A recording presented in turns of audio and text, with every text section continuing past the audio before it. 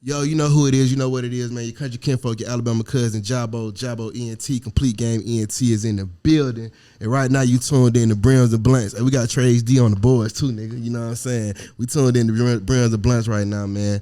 And right now I got a special guest in the building, y'all. You know what I'm saying? From the east side of Birmingham, man. My player partner, man. My compadre, man. My boy, man. LootSkyWalker. How you been, brother? Sure, feeling good, feeling great, man. Just working, dog. How you been?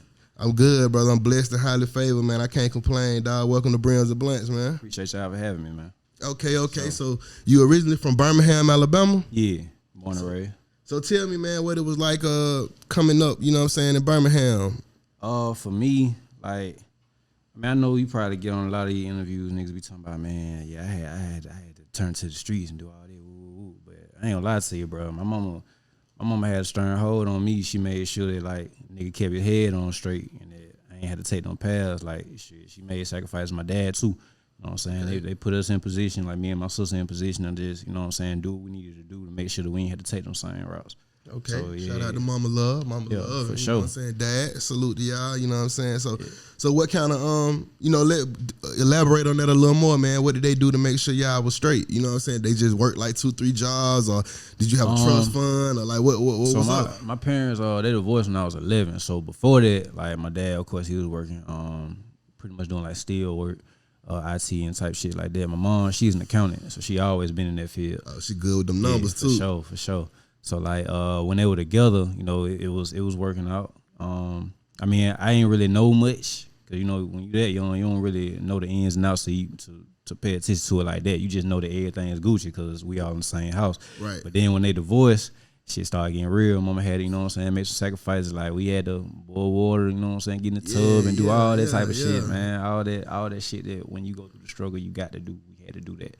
Yeah. But she also, like, made it to where all the responsibilities was taken care of, so we ain't never had to want for nothing.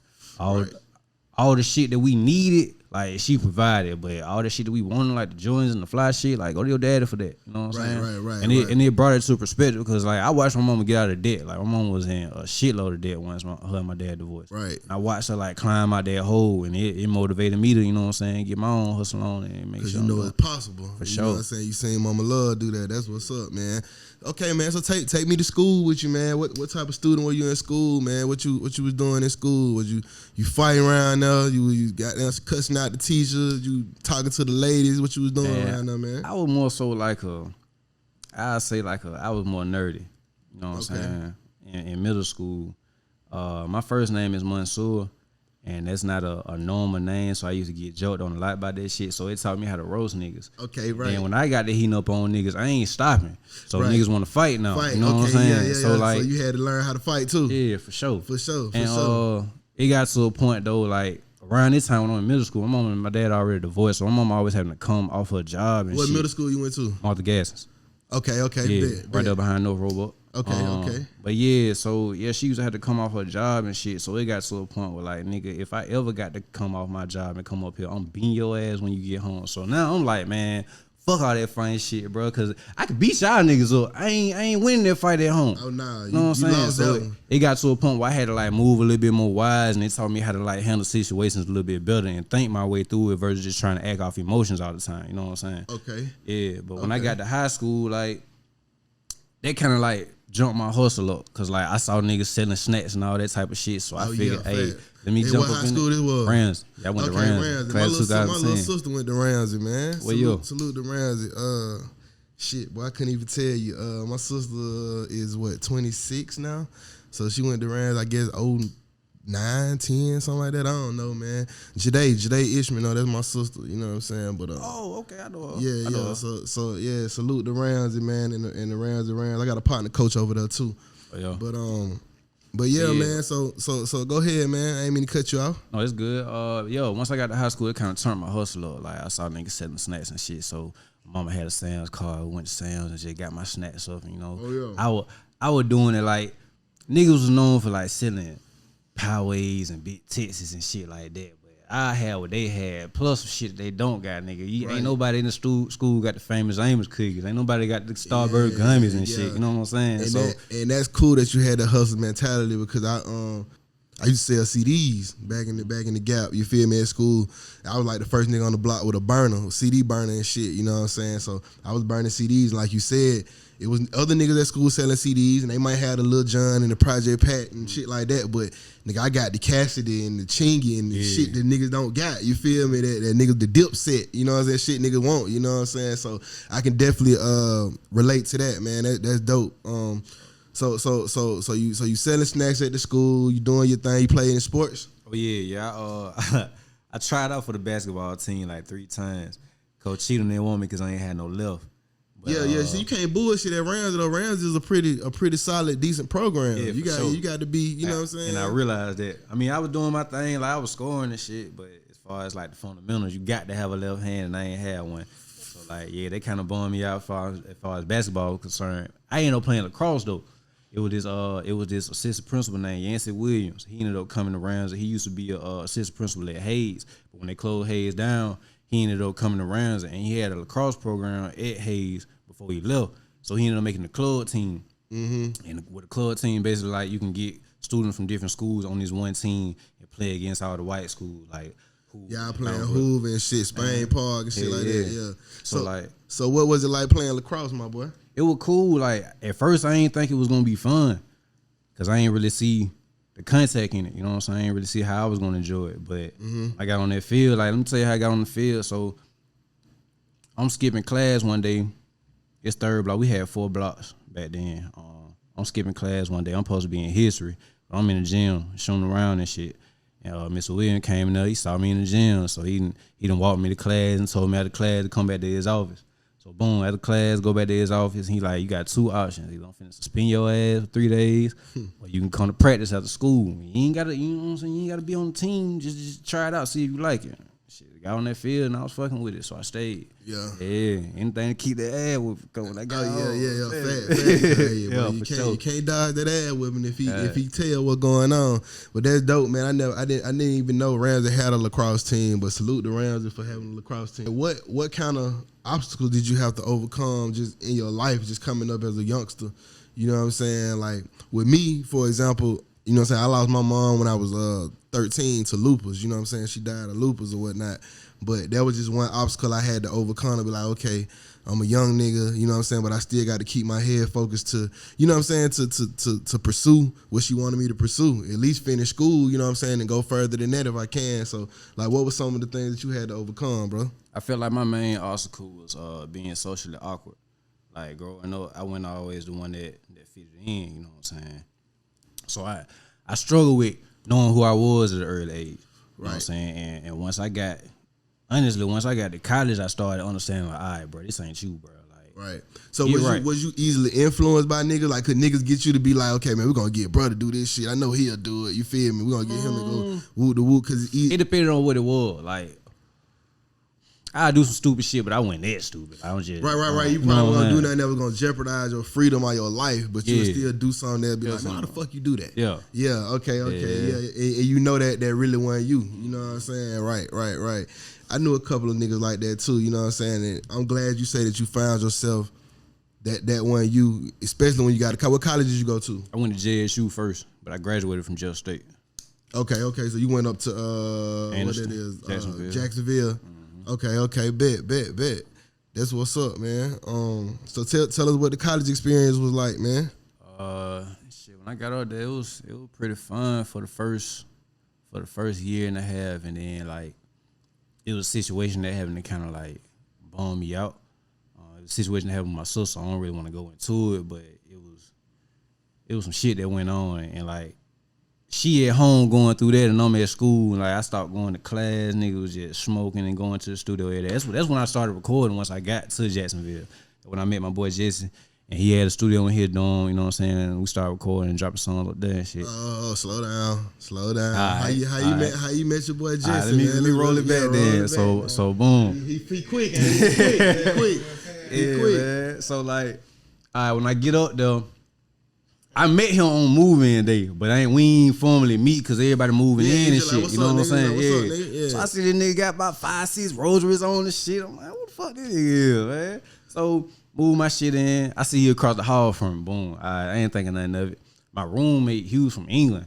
So like that's one, that shit fucking me up already. I got a roommate from England. I don't even know if we finna get along. I don't know if this nigga nasty. He was white or black? He was black. Okay. Yeah, man. He had an accent and shit? Mm-hmm. Yeah. So that nigga probably be rude and be polite at the same time, be saying some rude shit, but politely as fuck. Like, nigga, how the fuck you gonna tell me that politely as hell, nigga? Yeah, man. That was a fool, man. Salute to him. Yeah, shout out to NZ, man. Our Englishmen out there and shit. Yeah, but so one day after class, me and my roommate was in the room. Like he still had a BlackBerry. Okay. This was like 2010, so niggas had the iPhone 5 and Samsung. This was when the first Galaxy came out, so niggas was still kind of on BlackBerries a little bit. So he had a BlackBerry and shit, and I'm in the room freestyling. These niggas just broke out on their BlackBerry and rap some shit. I'm like, what the fuck? That nigga rap too? So the nigga from England? Yeah. Oh, okay, yeah. He put you on them London bars. Yeah, yeah. That nigga was listening to SOS. Oh, nah, he was on that Skepta and shit. He was doing his shit, okay. Yeah, hell yeah. But, we was in there rapping, man, and then this nigga just kicked the door in. He spin shit. I'm like, damn, you rap too? That shit was crazy how it happened. Then after we got done rapping, we chopping it up. Ooh, he was like, man, I got the yo across the hall. Y'all niggas had a cipher, bro. That's all that was. It was just a cipher. That's what the old school niggas call it. That's a cipher when niggas just get in that bitch and just show their skills, polishing their skills, perfecting their shit. So right. That was dope that y'all had a cipher in 2010. This was? Mm-hmm. Oh, yeah, that's dope. That's dope. Yeah, and shit, he was like, shit, I got the yo across the hall. I ain't know the terminology. I don't know what the fuck is a yo. Nigga, studio. Shit, went in that bitch. He had this song he had already recorded called Summer Bitch. Oh, he was already ready. He was like, nigga, I'm ready to go on press play on you niggas. Yeah, okay. Yeah, so shit, he was like, I can go ahead and loot the beat. I can go, you know what I'm saying, write a little 16. Yo.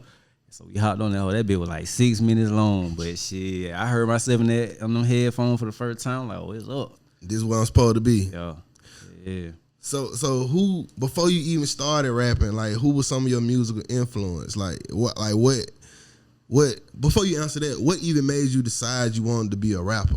You know what I'm saying? I started rapping when I was 6 years old. Like when I was growing up, especially after my mom and dad divorced.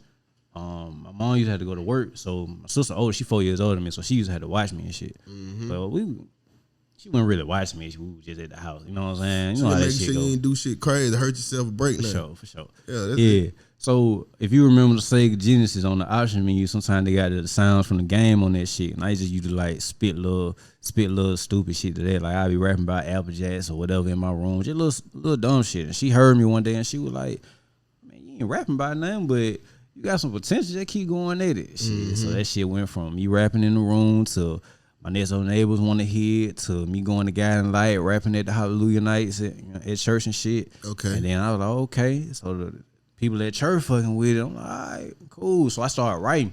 6th, 7th grade, I started writing. We used to have to have composition books for some classes anyway. So I started writing in mine and used to write little poems and little raps and shit. A lot of that shit I couldn't rap at the time because it was like I ain't want my mama to hear my raps and shit. You know I can understand that. Yeah, so like a lot of people didn't really know that I was writing, but if they heard me freestyle, like they'll know, oh, yeah, he can speak. You know what I'm saying? So nigga, at the church, what you rapping in? When you rapping at the church? It was like most of the songs I was rapping at the church, it was surrounded about the play. Like whatever play was going on that year, like I'll write a rap about what's going on in the storyline and stuff. Oh, okay, you know what I'm saying? Yeah. I got it. So if Easter Sunday, you come with the Easter Sunday part 1. Yeah, for sure. And then nigga next Easter Sunday part 2. I got you. Yeah, for sure. So would you say you started off as a Christian rapper in a way? Kind of, sorta? Yeah. For sure. Okay. Yeah, I ain't never thought about it like that, but yeah. Yeah, nigga, we having breakthroughs on niggas. This is what we doing, Brands and Blends, man. We want you to understand, you know what I'm saying, what's going on. Okay. Sure.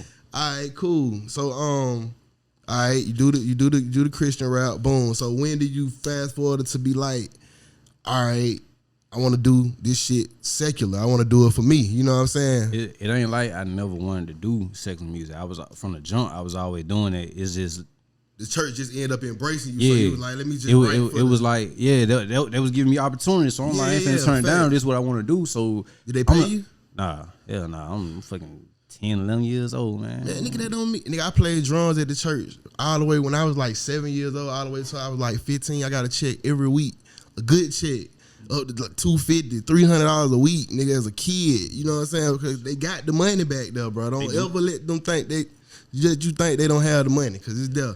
You know what I'm saying? So y'all got this boy writing raps and stuff like that. Hey, man, y'all should have put something in the brother pocket, a benevolent offering or something. But go ahead, man. But yeah, man, like I always used to write like music like that. But like I said, I ain't want my mama to hear a lot of the music I was writing, because it wouldn't have been her approval. She was a minister in the church too, so she was, and my grandma was an evangelist, so my family deep. You slick. You slick, so you a preacher's kid too. Yeah, for sure. Okay, all right. So you skilled all past that. You skilled all past that. Not necessarily a preacher's kid. She wasn't a preacher. She was like an evangelist. Like my grandma was an evangelist, and my mom was a minister. She didn't necessarily. She taught classes and stuff like that, but she wasn't getting up there during the main service. You know what I'm saying? Gotcha. Yeah, she was more so focused on the youth. Yeah. That's what's up, man. That's what's up, bro. Ain't nothing wrong with that, because a lot of us was brought up in the church. A lot of, you know what I'm saying, the young generation today was brought up in the church, you know what I'm saying? Even though a lot of us don't go to church right now, you know what I'm saying, we still have that foundation, and we know what it is, you know what I'm saying? We know how to pray, and that's the most important thing about it. So, all right, transitioning, man, from the church, like I say, going into who were the inspirations, what you was listening to? So when I used to ride around my mom, of course, like, she ain't listen to a lot of rap. So it used to be like Lauryn Hill, Mary J. Blige, of course, gospel music, Kurt Franklin's, the Dunning McClurkins, Trinity 5-7. Right. Shit like that. She wasn't fucking with BB and CC? She was, but that was more so my grandma line. Oh, yeah. Okay, I can see that. Yeah, because you're a little younger than me. Yeah. Facts.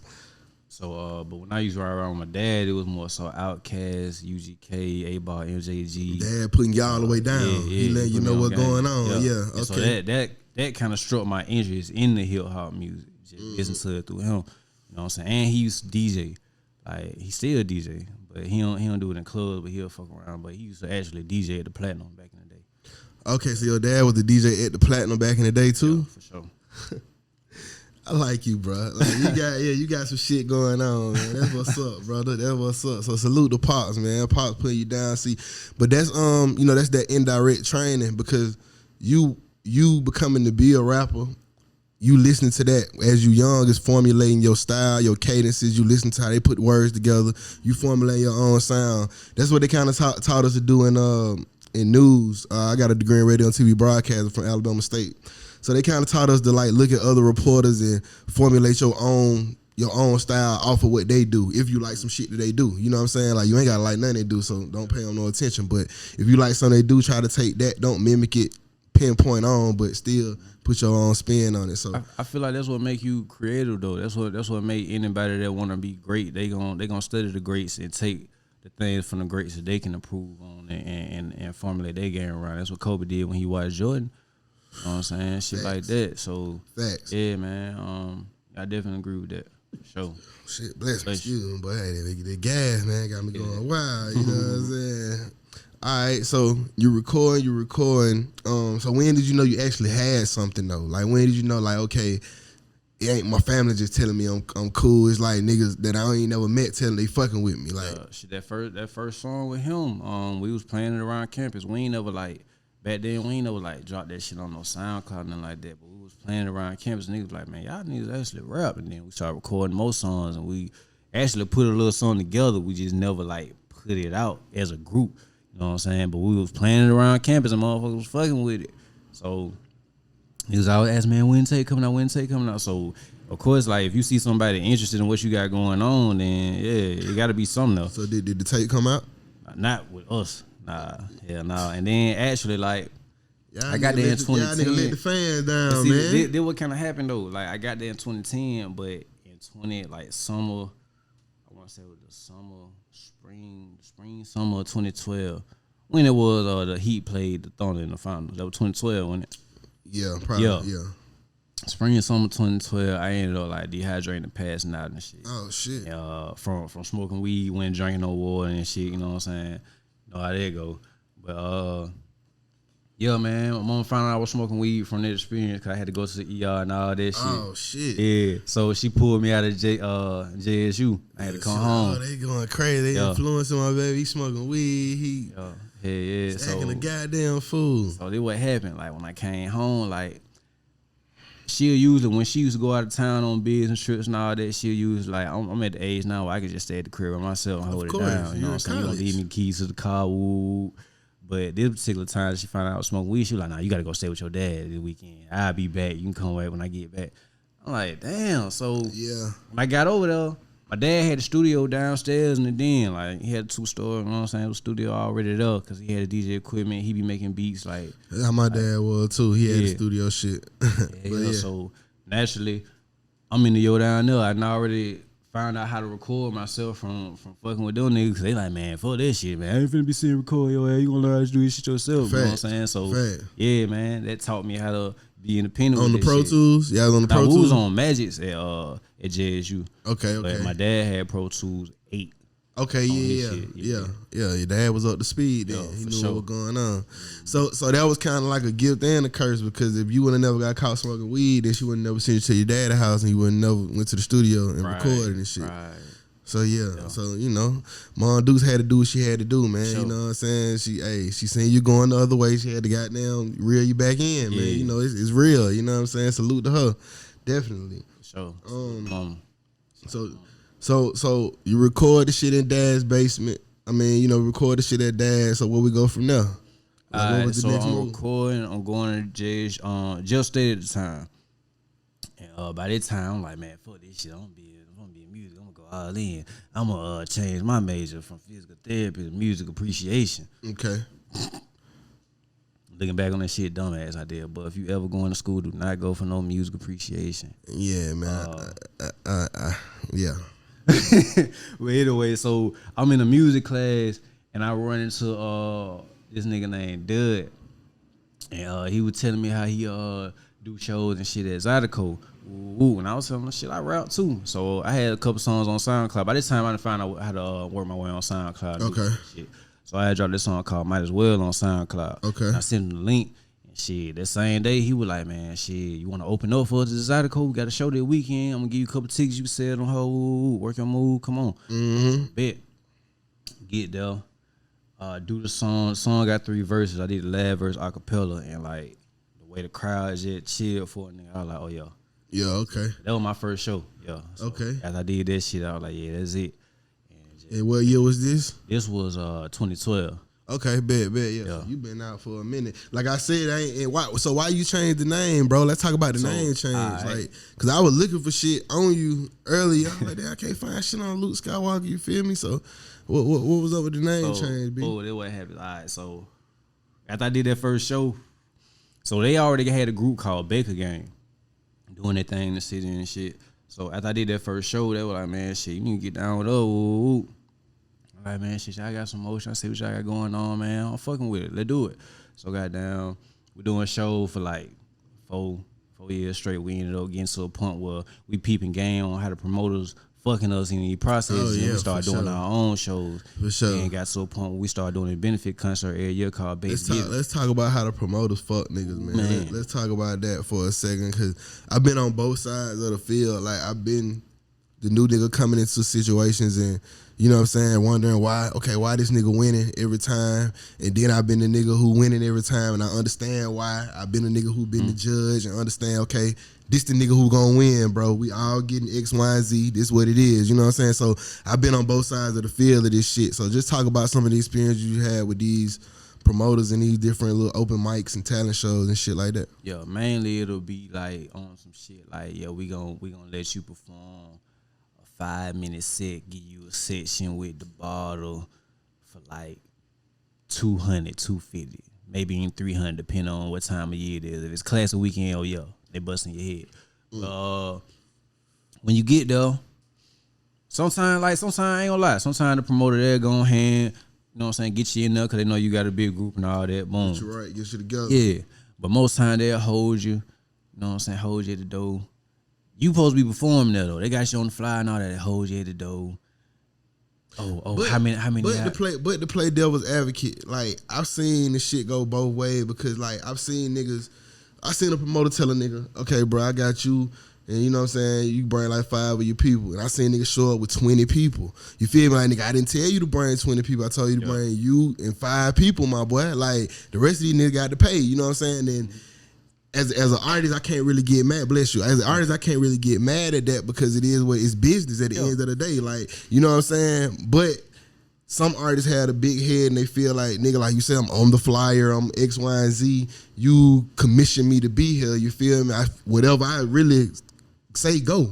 You know what I'm saying? Whatever come with me, go. Like, I ain't saying that. And that's just me playing devil's advocate. I ain't saying this shit right, wrong, or right. You know what I'm saying? Yeah, for sure. But go ahead, continue on. I ain't saying whatever I say, go. I'm just saying, like, this is the stuff that we agreed on beforehand. Like, we'll be to met with these folks beforehand. They'll tell us, like, okay, this is what's going to happen tonight. You going to meet us here at this time.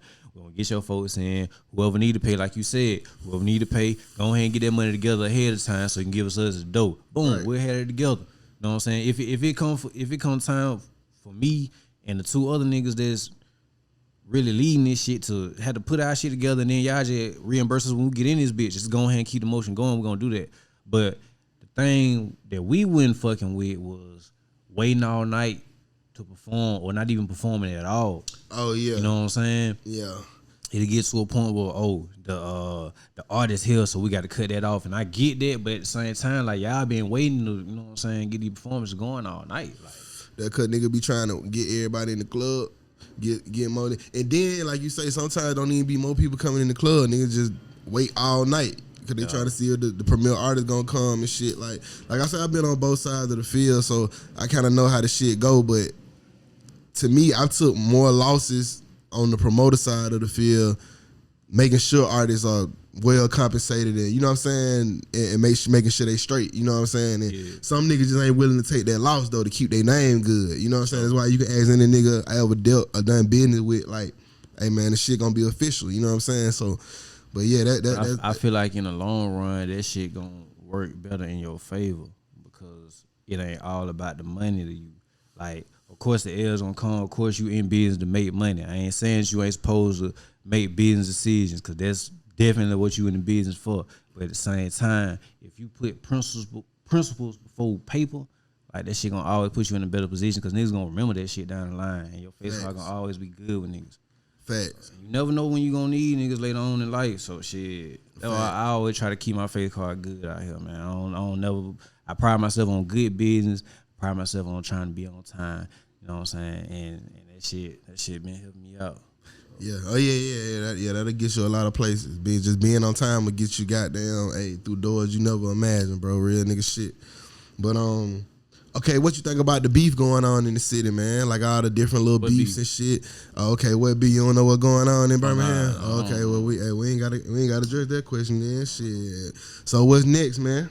About the what's the new project? So Don't Worry just dropped. It's on all platforms. If y'all go to LootSkyWalker 205. Let's talk about the cover, bro. That cover. How old you was on that picture? I was 6 years old, so I was at Disney World on that picture, and like, so the title "Don't Worry" kind of came about it while I was recording the songs. I had about 5 songs on. It's only 6 songs on the EP. Yeah, I checked it out. It's dope. I fuck with it. Appreciate it. So as I was putting all the songs on the folder, and I was thinking about what I was gonna name the songs. Name the tape as I was naming the folder, and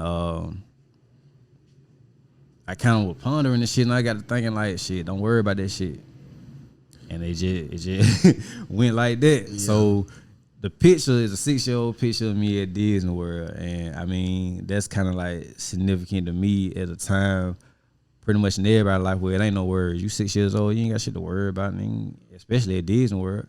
You know what I'm saying? So yeah, that's kind of weird. At least you got to go to Disney World. Right. Niggas 40 years old and they ain't been to Disney World. You understand what I'm saying? So shit, that's what's up, man. So what's next, bro? What's next on the roster, man? I know you got the album out, but what you just doing the So On the Man video just dropped. Pop-up video on the way. Mm-hmm. We got a couple other videos on the way. I know Back End for sure. Definitely shooting a video for that song.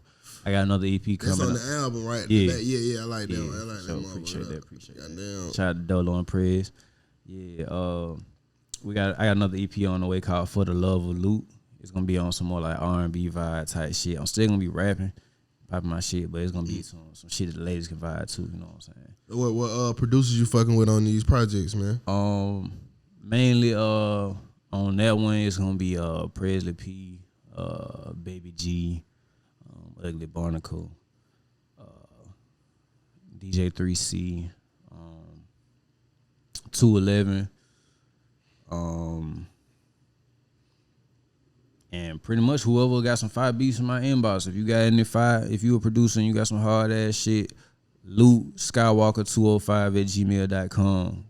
That's where you send your beats to. Man, where they can follow you at on the Twitter and Instagram and all that good stuff. On IG, LOOT_Skywalker205. That's my main page. My business page is LootSkyWalker_BIZ. Yeah, that's where all the information on merch and behind the scenes footage on videos and stuff like that is gonna be it. So definitely follow that page too. But yeah. Right, I don't really too tough to do the Twitter and Facebook now.